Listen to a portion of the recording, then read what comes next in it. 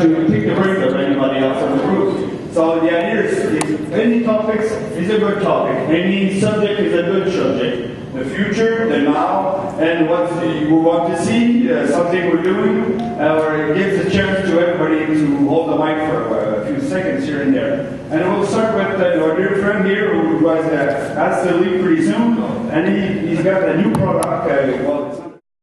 I'll pass it back to you. You've got a few seconds on that. Sure. Timing, yeah. Yeah, first question, wonderful. Is this going to be recorded and going to be placed on the internet? Where is he? There he is. On our website? There will be some montage made from Mark. It will edit some probably what Charlie just did and put that as the beginning of the story. I'm going to switch my camera angle. What Carl needs is the conversation being recorded so people can re-access any information that is shared. Well, that's what we'll try. I know that Rick is filling everything. Mark. Is filling everything. Speaking of, And then we'll see what the... Most people's phones have recorders. Well, wait a minute. Hold on. Thank you. Serge, thank you. I don't know.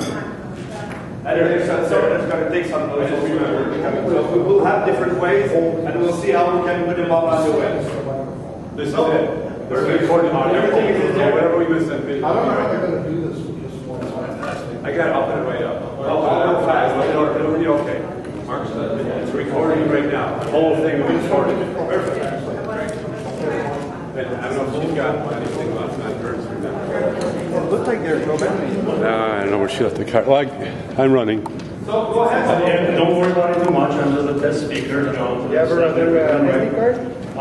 My name is Paolo Rabisky. I've been around showing some prints, on Avalon. Well, first let me tell you what we do. Atlantic Papers imports fine art papers for art applications from Germany, Czech Republic. Here represent the Hanne Millet, which is one of the 5 mills in the world that makes fine art papers. I've been doing it for some 23 years.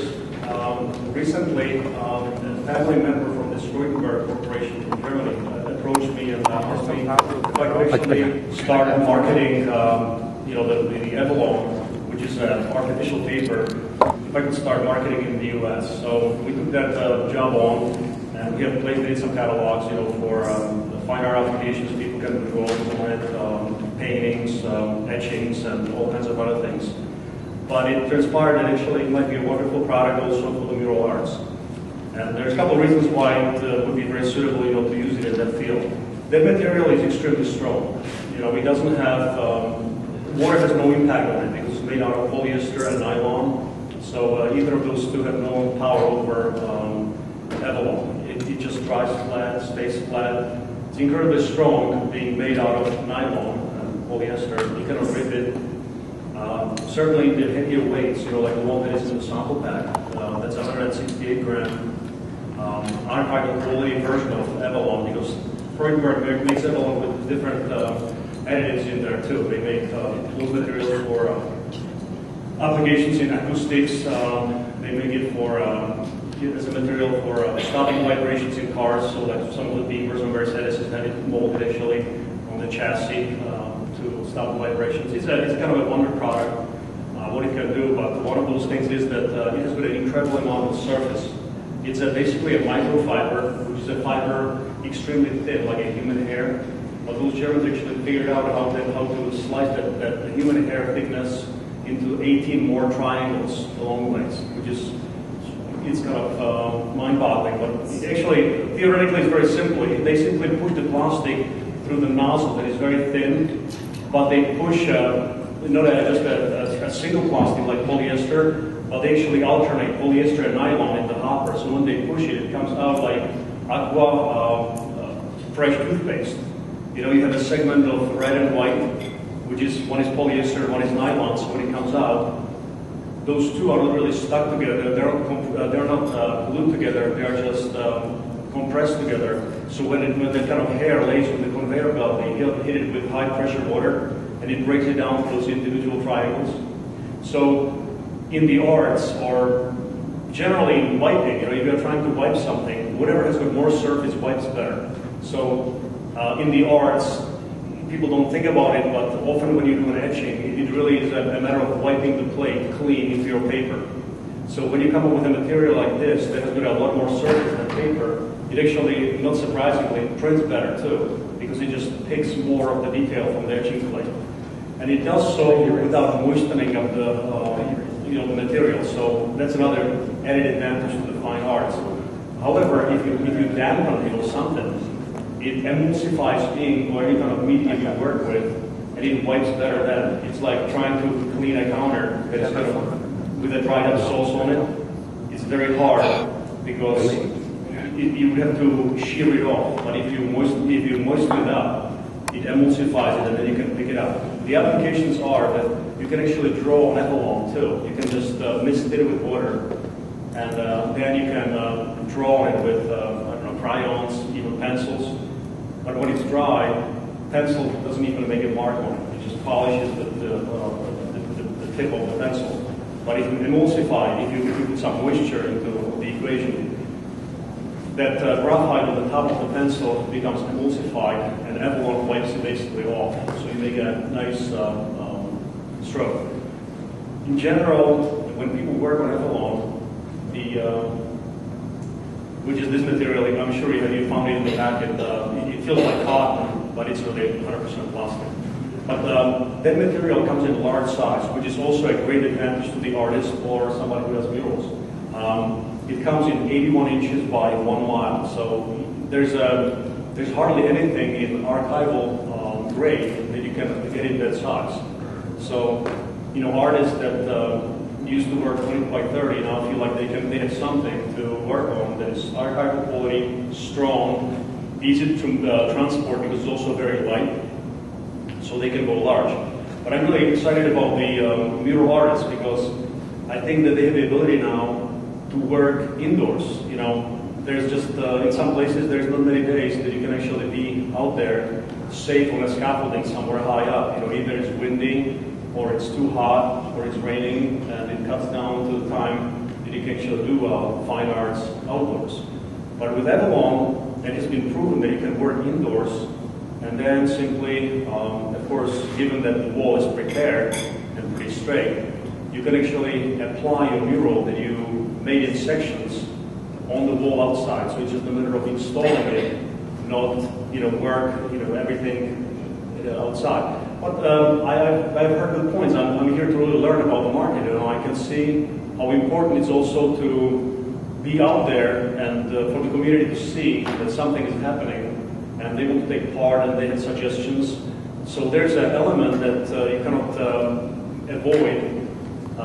You have to be out there to really be accepted by the community. Otherwise, it's simply a poster. If you're just you brought it and you plugged it in. So I think that there's maybe this kind of happy medium that you can actually do the critical parts. Like Stefan is doing, exactly. You can do your portrait work, indoors. There's a lot of time, but you can still be out there and do, the less demanding areas while you're on the location. So anyway, that will be my contribution, to the mural arts. Epilogue. Please use it. Let me know how it works and what can be done with it. We have to pass it on. So we have the coordinates of the sheet that you gave us in the pack. So if we want more information, we can contact you easily and see what we can go from there. Great. Thank you very much for your patience. Thank you.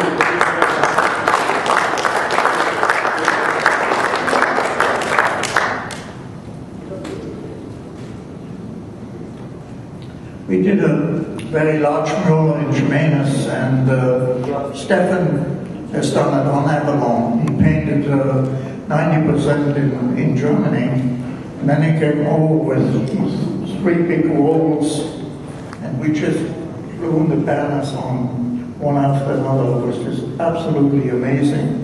And then he spent another 3 weeks touching up and enhancing some of the features. But we were just absolutely blown away how beautifully that works. And some of the bad spots on the wall were naturally all colored.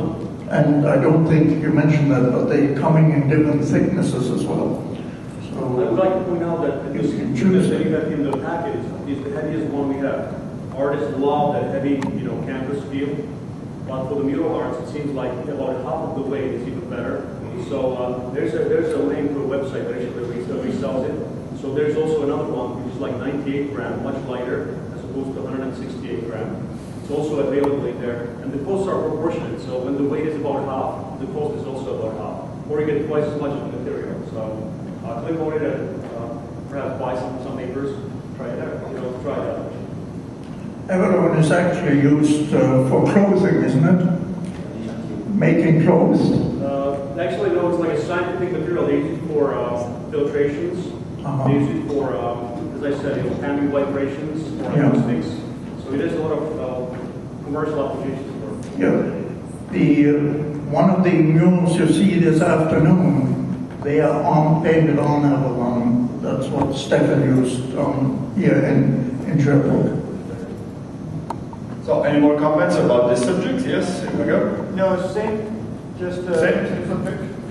a repeat of something you mentioned earlier. What were the dimensions? 81 inch by? 81 inches by basically a mile. It's a big roll. That's why I had to hear you repeat it. But you can easily tape it together. That's not enough. It tapes really well. So we're not talking about murals, but marbles. Okay. So if the idea is the question about this project, this product, or any topic is good. One of the topics I'd like to know is if any ideas, especially for Mark, who is going to be hosting the next event. We spoke, I'm going to do it again. We passed papers around with a few questions and comments. So if you like the project or not, I don't know if everybody's got them. So please, for me, answer them out. It will be a good help for us to do something better next time. And same thing for Mark.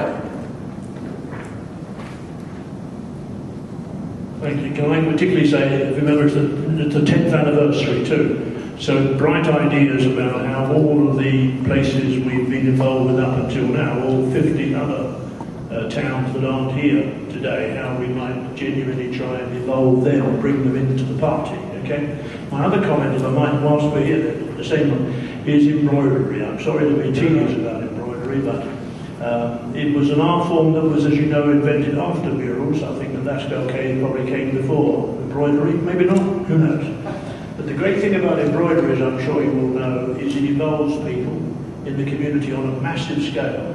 Not just a few artists, like 5, 10 or 15, but just about everybody telling their own stories and bringing them together. Now you might say, well, the trouble with that is it has to be kept indoors. And the answer, no it doesn't. And more importantly of all, you can roll it up and tour with it. We've taken our Butler Preston Town's tapestry to 300,000 people already. We took it to Bayeux because we rolled it up, put it in boxes with stands and exhibited all over. So you can get out everywhere you can think of, to village halls right around the route Bonnie Prince Charlie took. And they stitched it for us as we went. So it's an outreach program possible too, where they're all telling their own stories. So it's a medium I really urge on you, as well as this massive advance in technological progress, which is what I take away from this occasion. That's eye-opening for me, and I hope to open your eyes to thinking about embroidery on a massive, not a modest, a massive scale to tell stories. Absolutely. Maybe we could use Not maybe. It's the perfect material. for two this type of thing. Yeah, it's wonderful. So with what the Barrett has brought to the table about, yes, the new, but let's continue to bring in the traditional, the old. And then I just had an epiphany that there's definitely a key way that both can be brought together, the old and the new, in the new form, which is the public street artists who do weaving, and they wrap things with knitting. And I think it would be great if maybe in the next conference or in one of the conferences we start to seek to include the artists who are reinventing the old traditional media and bringing it back and making it relevant again with contemporary art practice, like the weavers. I forget their name. There's some that they're huge.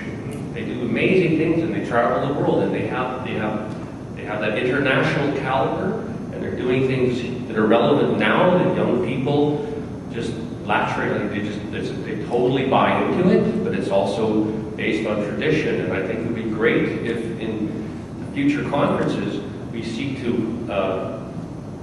I don't know if we're bringing them into the fold. I think it's more like we're reaching out beyond our circle and into their circle. And I think those kind of future connections and future conferences are essential. On that point, we could also do a quilt. That's very popular in upstate New York. There was even rumor that the Underground Railroad had stitches of secrets put into the quilt, so the slaves could find their way north to St. Catharines. So any way we can do that, especially we could even use Avalon for that. So that would be awesome. Yeah. Perhaps the most important thing all about the embroidery process is its involvement process. It actually takes it to hundreds. I mean, the Great Tapestry of Scotland's history got over 1,000 people involved in doing it. The Diaspora of Scotland, which we've just done with £300, has involved 800 people telling their own stories to us into the design that we then make. Then we give them the walls to stitch it, and they've exhibited and take it back around the world to them, showing them, all of which is good for our community. So it is a form of public art in a major way, even though it has to be kept indoors. As it gets too wet, it's bad for tapestries to get wet. It's the same ideas as we're doing in murals. It's still telling a story in a different way.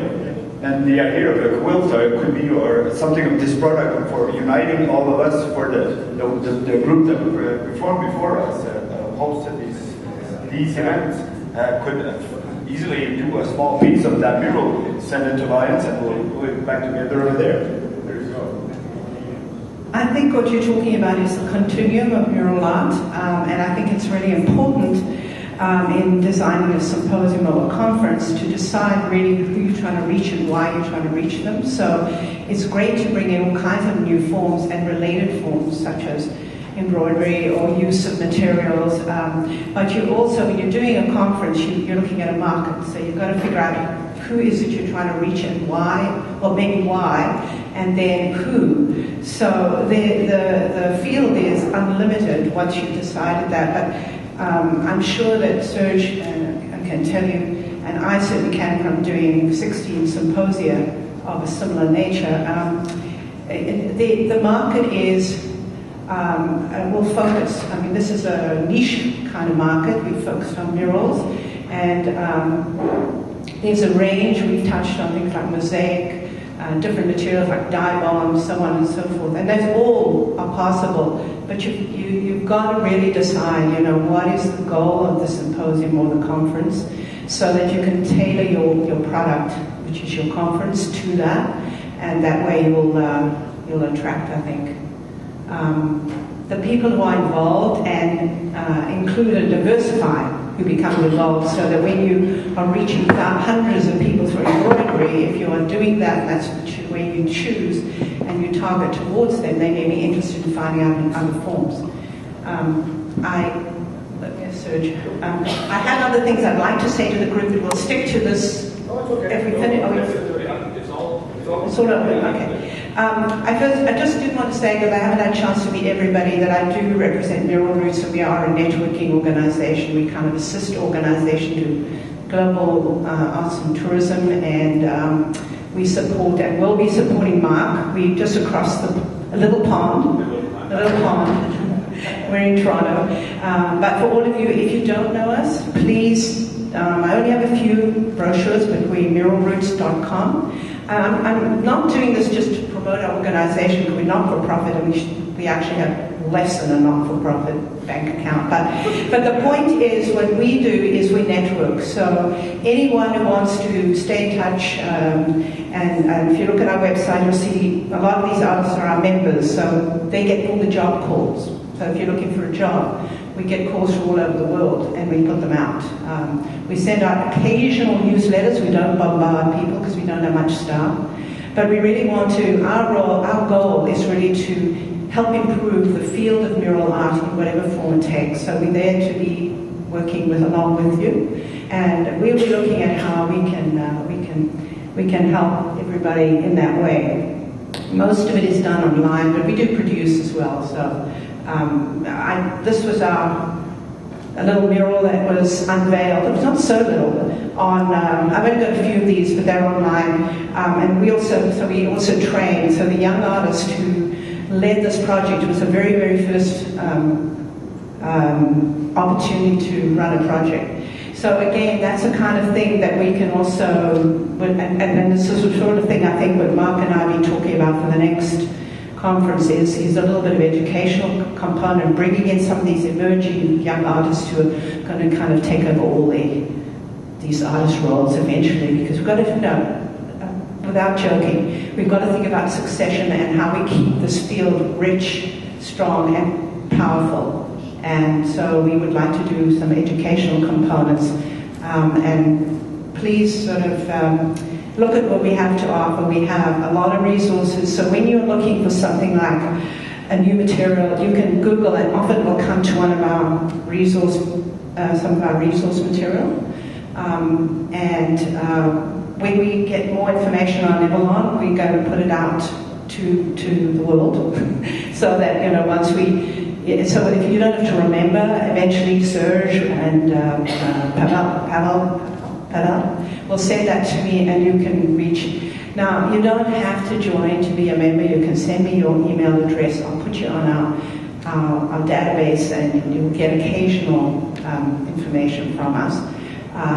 But you must let me know, because of the anti-spam legislation, you have permission to use my email address. Because, yes.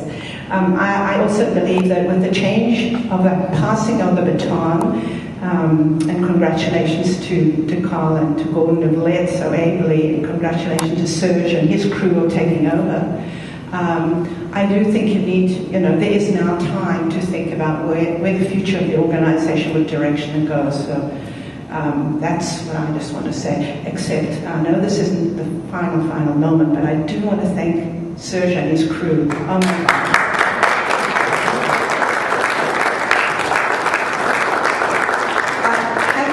Run a lot of these events, I know exactly how hard it is to do them, but you guys have done an amazing job of organization, bringing in such fabulous people. And if you haven't been to see the artists in their tents, wow, wait till you go down there. It is powerful. And that's what it's all about, right? It's getting the artists out there doing more work, letting the public see it, enjoy it. And as we call it, improving communities through mural art. So for those of you who don't know about us, a few of these are available, but online, everything is there. Okay, now. Thank you very much. And it is true, it is a great experience. I've been to 4 or 5 of the mural events also.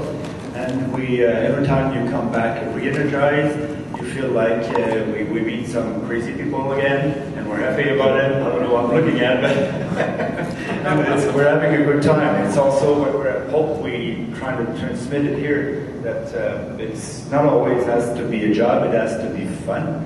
And that's for me, or else I'd work in a job that's get more salary than what I'm doing right now. So.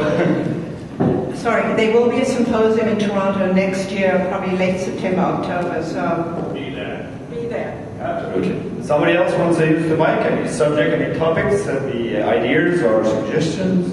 I would like to hear a few about these guys, girls, hear about their project in Montreal.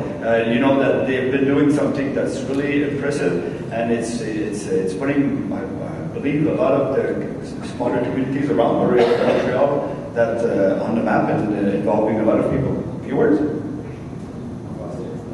Hello, my name is Elizabeth Doyle, Caroline Marinacci. So yes, our organization is a charitable non-profit. It's called MU. MU in French means shedding of the skin. So murals are seen like, obviously, new skin. It's our 8th summer. We've produced over 50 murals, and we are really about social art. So we use murals as a revitalization of communities and areas. So we've been working in 15 different neighborhoods throughout the city. We're partners with the housing projects in Montreal. So every year we make murals in different housing projects throughout the year in schools. So we have a educational program that uses perseverance through the arts and discovery of all visual arts field. So every week the kids get a workshop with a graphic designer, an architect, a photograph, illustrators, and so on, so they can discover that actually it's not true that you need to starve if you want to be an artist. Yeah. Food. And yes, we can pass along just small photo albums of our work. We're not a collective artist, we're not artists ourselves, so we produce the work. Our job is basically to promote artists' work, and feeling that if artists spend their time looking for walls and looking for money, they're not doing creating, which is why they're there. So we are there to do all the work, so they just have to show up and paint and give great gifts to communities. So that's our job. Any questions?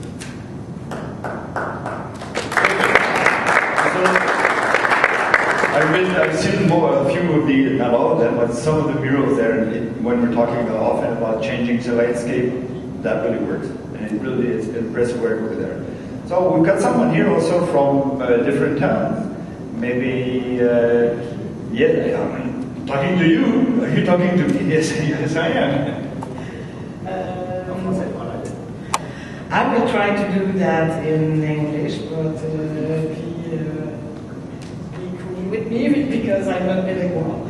So I come from Victoriaville, it's at 1 hour from here, and I start a project to do a tourist artistic circle.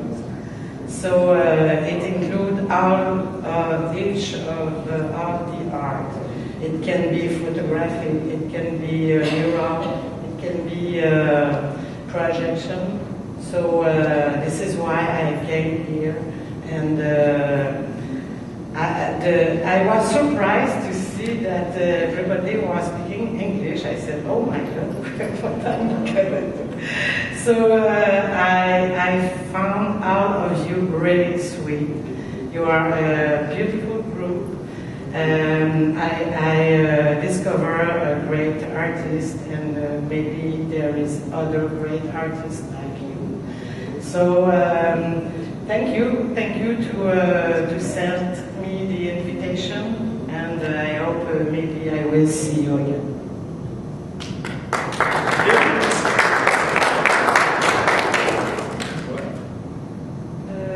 Bonjour. Je suis de l'atelier 19 à Grenby. Nous sommes un organisme sans but lucratif également. Ce que nous faisons, c'est que nous existons depuis 2001. C'est une artiste qui a, en fait, elle a rencontré d'autres femmes qui l'ont soutenue, qui ont soutenu son idée de partager son plaisir de créer avec des jeunes surtout. Fait qu'on utilise l'art comme outil de connaissance de soi et d'expresser, de vivre ensemble. C'est-à-dire qu'on utilise l'art communautaire, en fait, pour travailler avec les jeunes tant du milieu scolaire que des jeunes de programmes d'intégration sociale. Ce qui est intéressant dans notre organisme, c'est que c'est l'ego collectif qui est au programme. En fait. On a une équipe de femmes, c'est arrivé comme ça au cours des années, qui soutiennent les activités de toutes les façons, surtout les activités avec les jeunes. Et on a des manifestations qui sont à la fois visuelles avec des murales, mais on a une manifestation qu'on appelle Célébrons la Terre, qui est une manifestation vivante, qui a lieu chaque année autour de la fête de la Terre, où il y a une marge de 2000 enfants, mais il y a toute une série de manifestations artistiques autour de cette fête-là, qui est surtout pour la valorisation des produits artistiques. Mais on s'est rendu compte aussi avec les années que l'art communautaire, en fait, on le voyait pas. On est parti de l'idée qu'on ne voulait pas faire de l'art communautaire pour, à un moment donné, it's not a politic statement, mais en même temps, ce qu'on se rend compte, c'est qu'il y a une mise en route des jeunes qui travaillent avec nous qui est absolument fascinante. Et en plus de ça, ça a un impact important sur le quartier. On est aussi là-dedans. Et le défi, c'est à la fois, il y a une artiste au cœur qui est à la fois directrice de l'organisation et qui est artiste, mais je trouve ça particulièrement intéressant, l'option, le choix qu'on fait MU, parce que c'est de créer le milieu fertile pour que les artistes créent, tandis que quand on est un organisme qui essaye de faire les deux, nous, c'est très, très difficile parce que le financement, la recherche de financement prend énormément de temps. Mais en tout cas, vous êtes invités, ceux qui sont autour, ou si jamais vous passez par Grenby, ça nous fera un immense plaisir de vous rencontrer et de vous faire visiter au projet de notre organisation. Merci. Merci beaucoup. Changing the topics here, a good friend from Sherbrooke is a helper that even did the structure for the, guided us to how to build the structure to fix the murals on top. So passing the mic. Great, thanks. We've been talking about merging painting and murals with knitting, with fabrics, and here in Sherbrooke we've developed a certain expertise in mosaic culture. I don't know if it's the same. Gardening and the flowers. It's like a sculpture, but with flowers, with plants, and what? Earthworks. Yeah.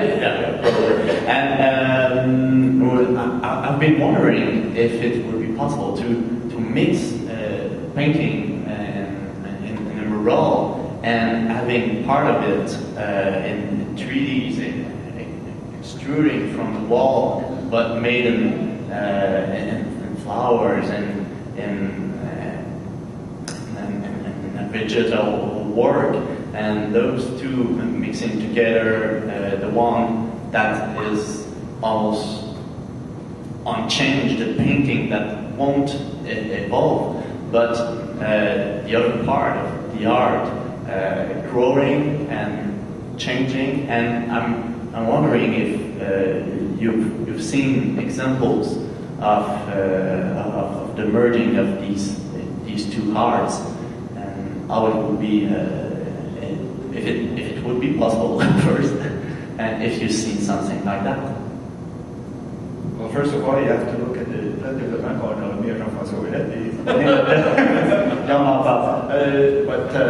I know I've seen some like a floral mural kind of thing that did some of pieces of moth or thing with it. One of the guys that I've seen in the mural group, the guy who did the lettering like nature or something, he used to take up some billboards and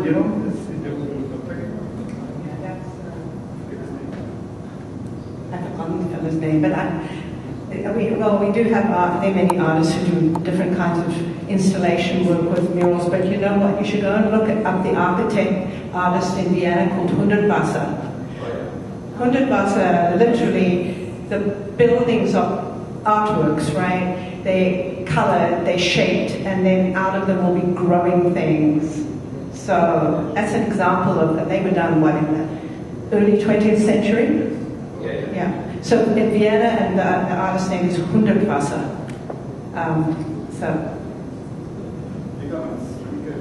Hello, somebody on the phone? Sorry. Hello? Too many things. Karen mentioned earlier on the question of having a focus in the Global Association. I think the focus is the community, not the artist. Okay. Yeah, and the reason I say that is because I represent a community, and many of you are artists. Okay, and I say that because when you've got 60 murals, as we have in Preston Pans, every other branch of the arts starts to flourish because we use public art as the lead. And there's no way in which there's a comma after murals. It says Global Murals, Arts and Cultural Tourism. And that was, I found that helpful because the first one that came along was poetry, and then reenactments, mural scenes themselves. And sometimes a reenactment led to a mural. And sometimes the reenactment led to a theatre. This fellow over here has got a repertory theatre going. Each town, when you take each community in its own right, once they've gone through the public art, main public art scene, that creates the dynamism. Now some communities started, as Michel Lowry has across the Rockies, and as you have in Granby, starts with the youth as a way to involve youth. Some places like Philadelphia stated as a way to deal with vandalism. So yes, it's about murals, but murals, in any sense, have a finite, not a finite contribution, a permanent contribution that they must welcome in my book. All the other arts that flourish, arts classes, drawing classes, getting lots of kids involved and so forth. So it's very interesting when Serge and Mark and the rest of us come to redefine, or not to redefine, but to define what is the focus. Of course, we must have focus. Each conference must have a focus, what that focus is. But I don't believe it's simply, my vote wouldn't go for simply creating murals. It would be seeing those in many ways as the catalyst for so much more. And then the murals take on their place. I mean, as I said, my embroideries are now animated. We have animated embroideries so that people can, we have, as the man was saying, you can have the French or the English selection when you have the animation. So, just my comments on what is the focus, the key focus. And I see murals as a catalyst, and after they've taken the lead, what comes next is murals go into a broader context of the arts in total. Now, whether the mural artists themselves broaden out to embrace all that, or create a wider community of the arts, is an interesting question.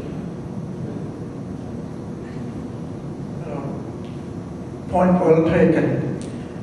In Jimenez, we used the murals in 1980 as a strategy for economic development and no other reason. That was our purpose. Economic development, that's what we created our murals for, and it worked. We're getting 500,000 people every year visiting Jimenez. But as Gordon said, our murals were also just the foundation for the arts growing.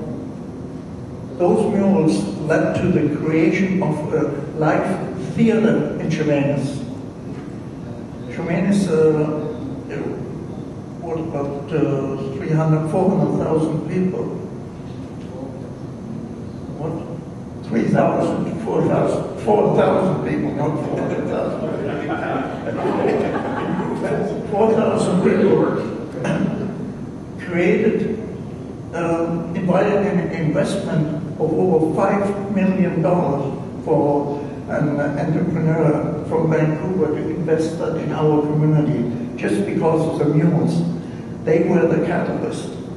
And that theater is thriving, and it's bringing up to 80,000 people every year into Jimenez, visiting that theater, which also has a dining room beside it. So that's a huge economic development for our community. And if every mayor would recognize that potential, they would use murals as a creative development strategy to attract other industry. Absolutely, and I think that one of the things that Gordon made when he came here, he asked in our community to find someone who did a quilt. So now there's a part of Sherbrooke or the region that it's going across the world and across the sea. So the tool of the mural is a tool. That's it. The thing I've heard, the focus is children, and they are our future, whether it's Montreal or Quebec, any place. And Charlie just did his mural-based symposium was based on working with children that were from 9th grade to kindergarten, apparently. And they all had something to do with this. And then I see Stefan, who has the kids paint on Avalon in Germany, the same concept. And I think we're onto something here. And just going forth on the Erie Canal, this idea of reaching out to the school children across the whole state that are in the corridor of the Erie Canal, which happens to be 80% of the people living in New York State live near water, that they could paint these pieces, and then we do a mosaic of all these together and try to represent us together. And that's just an idea, and perhaps a couple other ways of taking the youth involved. And also, at the same time, having workshops on all of them. Everybody has a different technique, but we could have emphasis. And not only young adults, but it could be universities. We have a lot of universities have these art students come over and participate, learn side by side with Charlie or Serge or Stefan or whoever else they are that we bring in, so that we pass the torch to them. And you heard it the other day with Richard Haas, that Sullivan with the architect, Frank Lloyd Wright. He's the mentor. The mentor is always there, and I think it's important for us to take that mentoring role and really increase our membership, or at least the conference, by involving one of you. Yeah, that's a great point, Mark. That's the future, and I think I can probably say without fail that pretty much everybody who is here or has some sort of mural practice has done something that's involving children, working with schools or working with kids, and maybe the question, maybe the point is how do we? And Mark raises a good point. How do we bring kids into? How do we connect the kids to the symposium? What the relevance of this Global Mural organization? Maybe is through some event or some point that connects the symposium itself to the local educational sector, like kids or high school students, or like you say, the future. So maybe that's an important thing to think about at some level. Is there a way that can be some kind of a focus? If we talk about focus, and I think we're talking. Serge brought us mural artists together with a theme of focus, which was international unity. Maybe another future theme can be mentorship or youth, and maybe that can be a theme that can be applied to one of the key components of a conference. That if you're going to bring in these mural artists from different places all over the world, and you want to have an event, wouldn't it be awesome if each one of those mural artists was pairing up with some children or youth that they could mentor through their creative process and continue to cross-pollinate like that? Because that's what artists do. Artists cross-pollinate. We become the carriers of our cultural seed, and wherever we travel, we drop our seed, and whether that seed takes root in a new place and grows into something, it's a part of an organic process that remains to be seen. But that's basically our function as artists who move about. As we take our core and we bring it to new places, and then new things happen. And I just wanted to say one other thing. You're talking about focus, and Baron, you're talking about how the tapestry and that was the core, and the mural arts were sort of a segue, as it were, to something that's more intrinsic to your community. And I think that's very important, because the one thing we don't want to do is we don't want to become like McDonald's or something. I think the most important thing about a mural is that it brings something unique about the place. And whenever I do a mural, I think that I want this mural to be unique about this place. And I don't think I'm going to be painting the same mural over and over again in different places. And I mean, there are a lot of artists that do that. But their mural, their piece, their place, especially on the international level, they have their way of doing things and they take it with them. But still, when you create a piece in situ in the environment, it becomes you're affected by the place. And I think that maintaining that uniqueness, and that's cultural biodiversity. That's what I call it. I call it cultural biodiversity. And murals always become the forefront of that because of their prominence, their visibility, their accessibility, It helps being the oldest art form in the world, so we've had a lot of time to work on that. But I think enough. Serge is going to hit me. Biodiversity. Cultural. Not another time.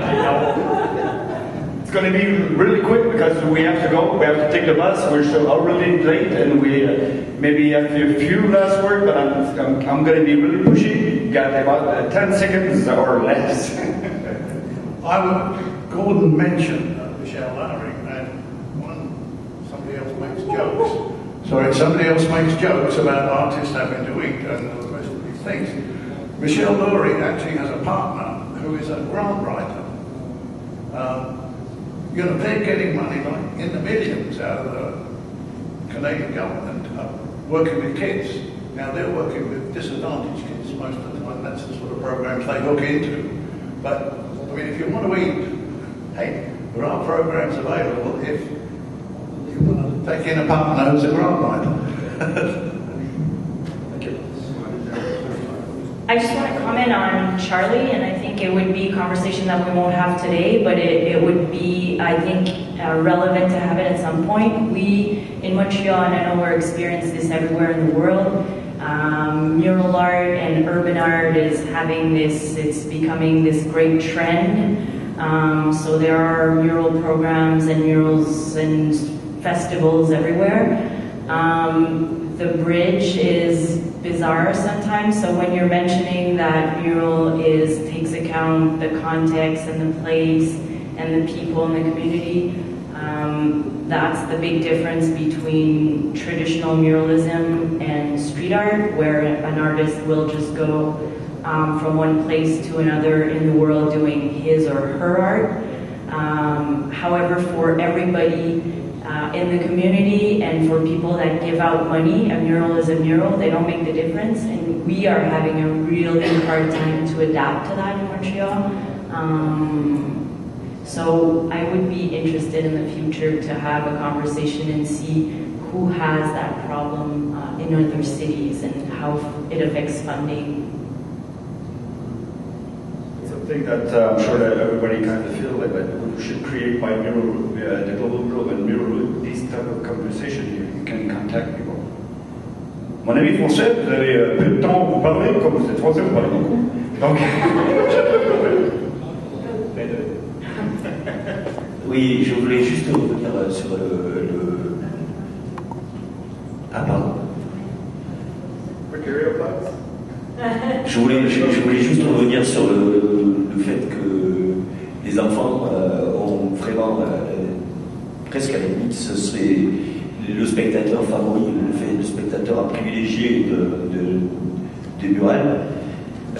Pour mon expérience personnelle, on me demande, vous avez vu avec le phénomène de l'anamorphose et des déformations, mes murs sont utilisés par des professeurs pour amener les enfants à une approche de la perspective et donc par là une approche de l'histoire de l'art, non pas par rapport à mon style pictural, mais par rapport à la perspective, à Piron de la Francesca et donc la Renaissance, une approche et c'est une façon de sensibiliser des enfants qui souvent sont enfermés dans leurs jeux vidéo, sont un peu déconnectés des arts graphiques et toutes les notions de perspective, d'histoire de l'art, ils y sont un petit peu éloignés.